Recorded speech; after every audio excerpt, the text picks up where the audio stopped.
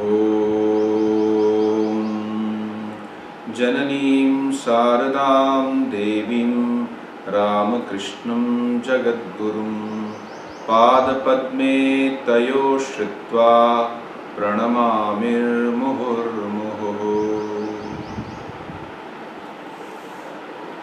Dear Shri Manav Yajnik ji and the team Japa Yajna, and all the members who are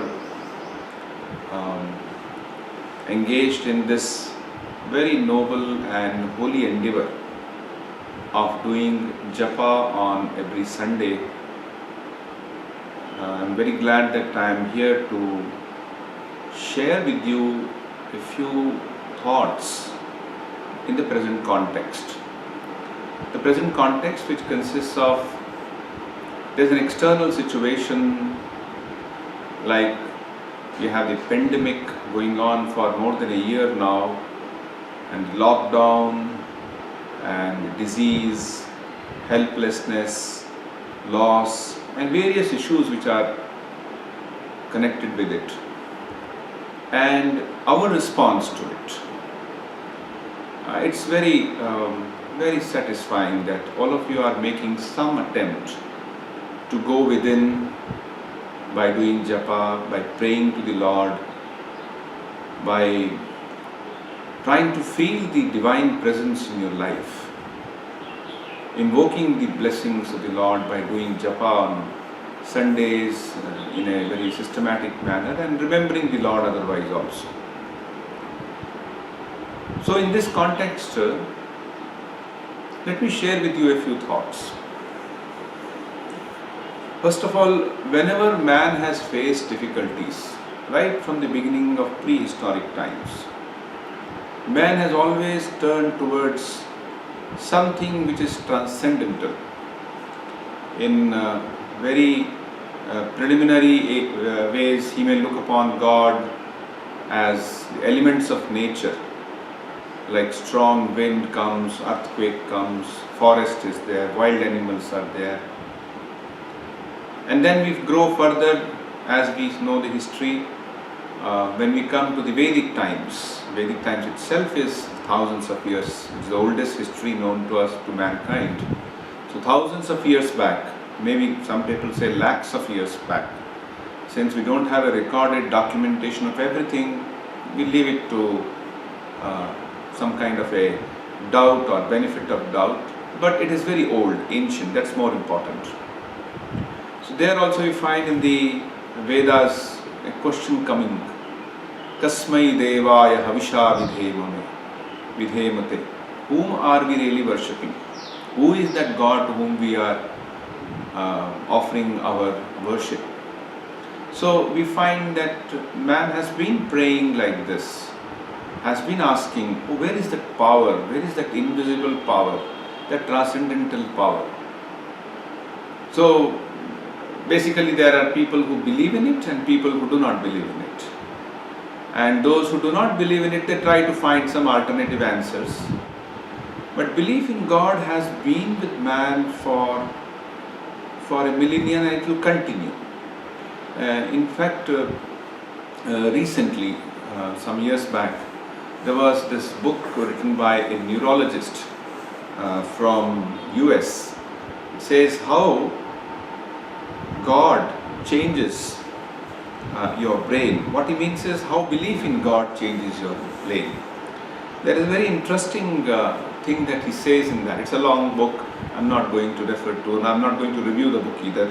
I'm just referring to a paragraph from there, and then I come to what we are doing as seekers, as sincere aspirants who are trying to remember the Lord. What he says is this, that as a neuroscientist, the more I delve into the nature of the human brain, the more I realize how mysterious we are.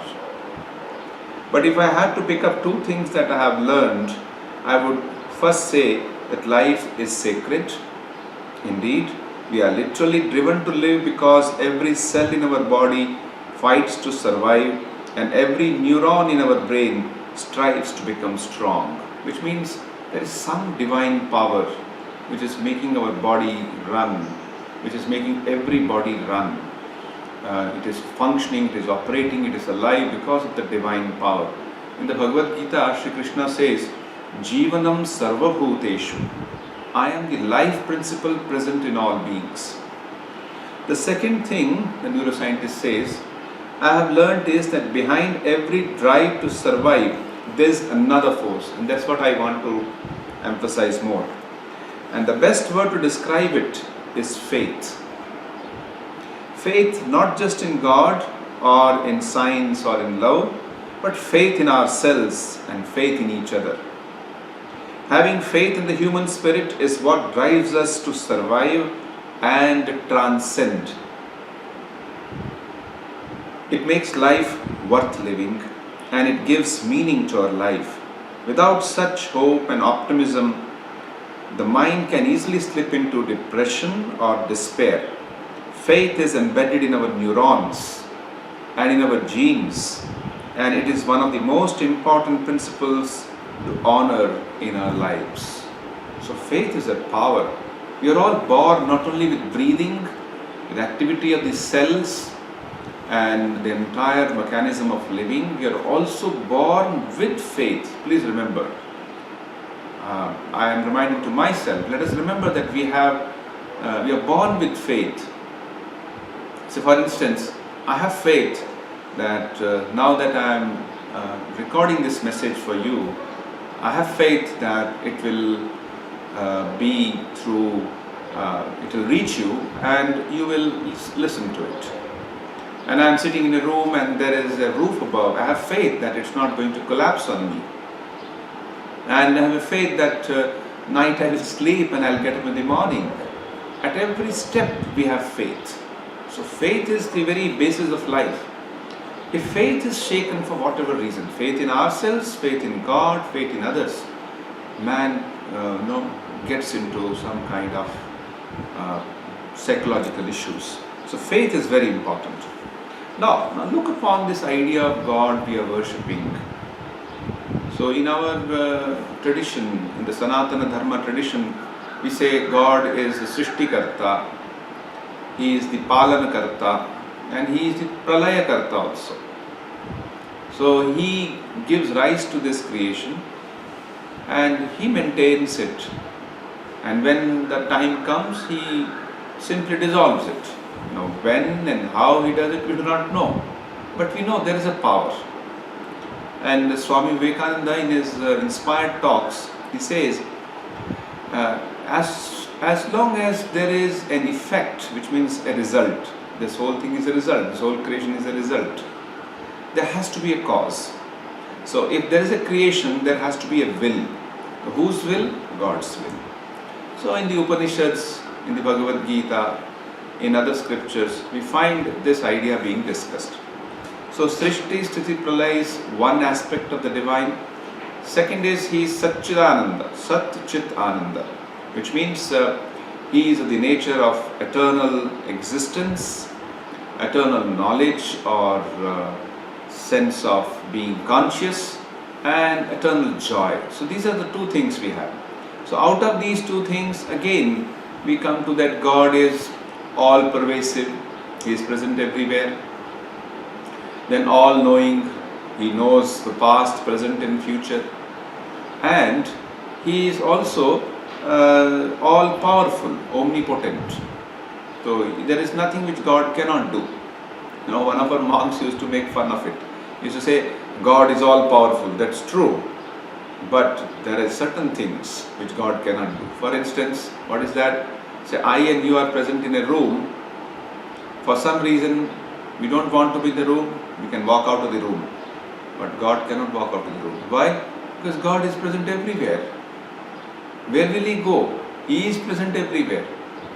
So, let us remember this. And Swami Vivekananda used to say further that God is the very embodiment of freedom. And who does not want freedom? So, we are all worshippers of God in some way or the other.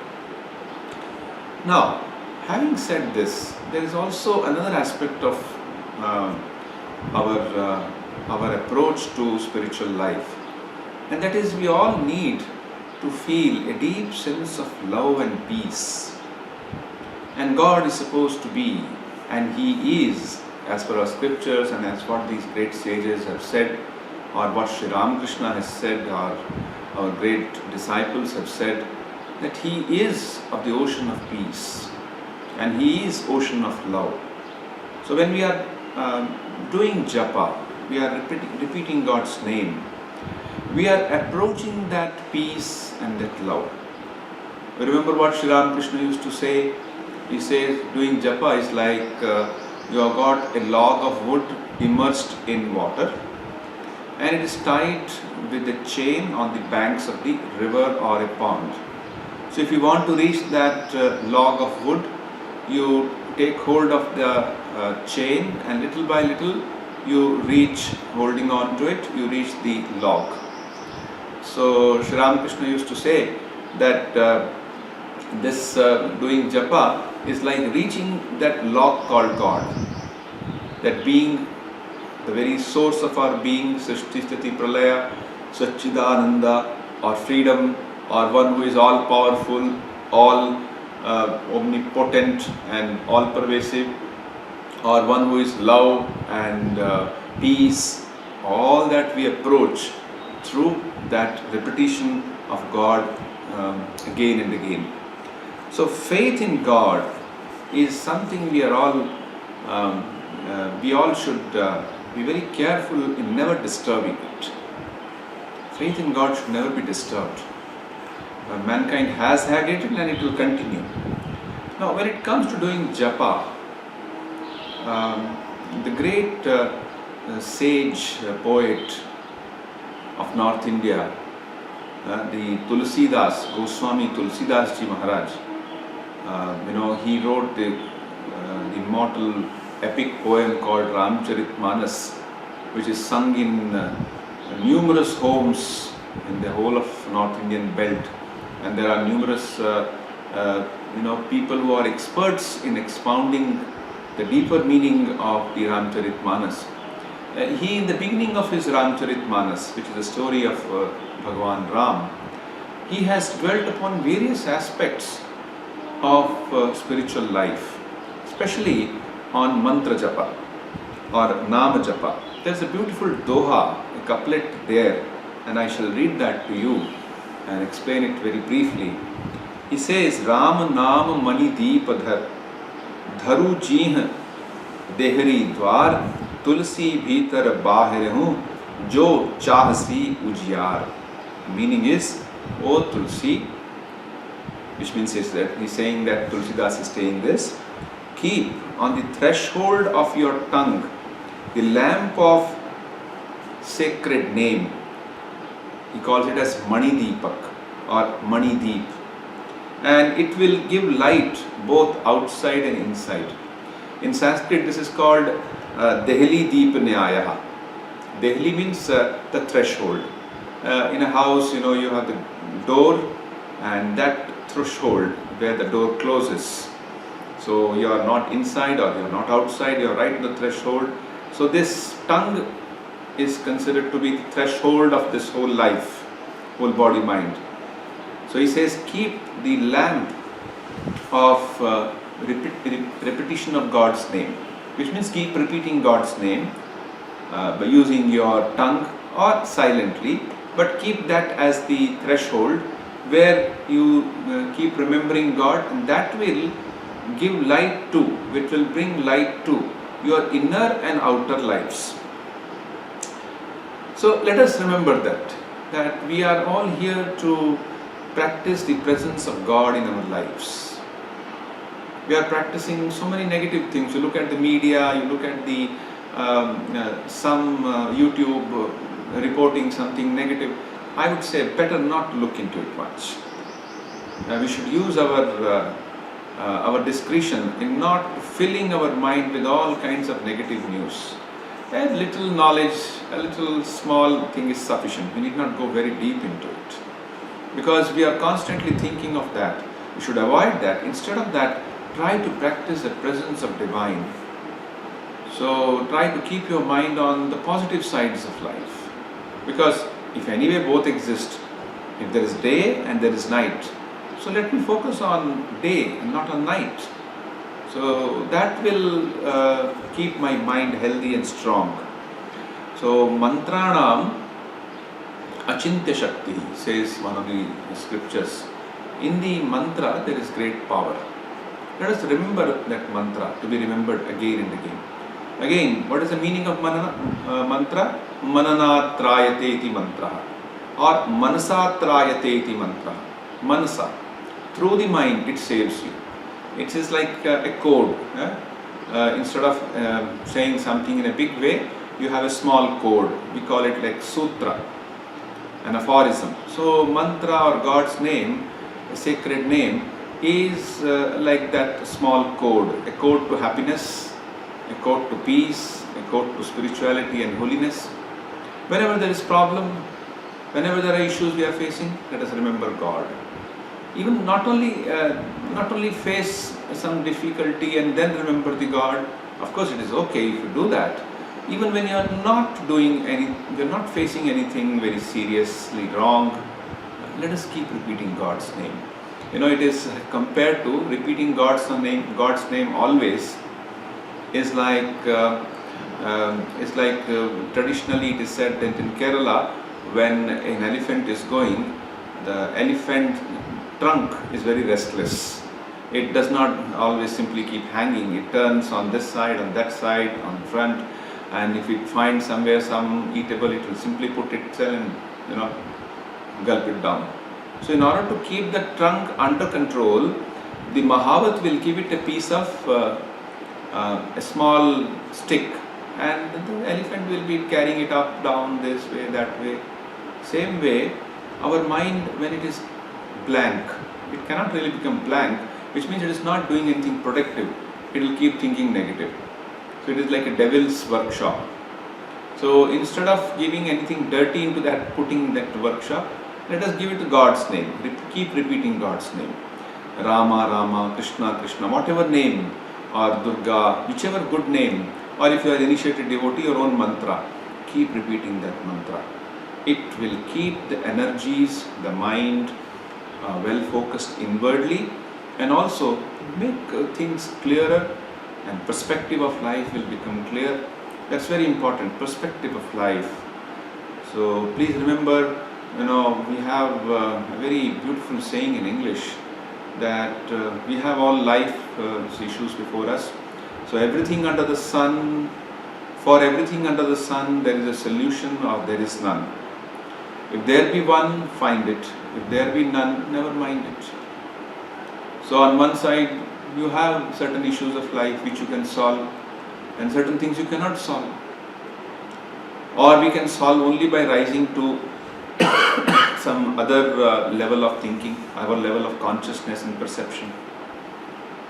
So having done that, having said that, what we mean is, so there are these two powers with us. One is acceptance, and there is ability to change. So what we can change, let us try to change. What is beyond our ability to change, let us accept it as it is. I cannot change the weather. I cannot say in the month of June it should be like December, cold. It will not happen. But I can create a small micro atmosphere for myself. The same way in spiritual life, in spiritual matters, I can create my own right attitude and perspective. That is what repeating God's name helps us. So this is all that I would like to share on this occasion, and I pray and I offer my very sincere appreciation to your attempts to repeat God's name in this way.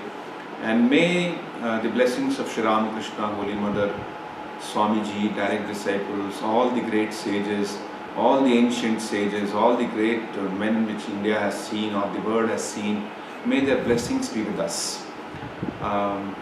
Let us remember the ancient prayer. When we pray for the good of others, it really helps us. So, Sarve Bhavantu Sukhinah, Sarve Santu Niramaya, Sarve Bhadrani Pashyantu, Ma Kaschid Dukkha Bhaga Bhave.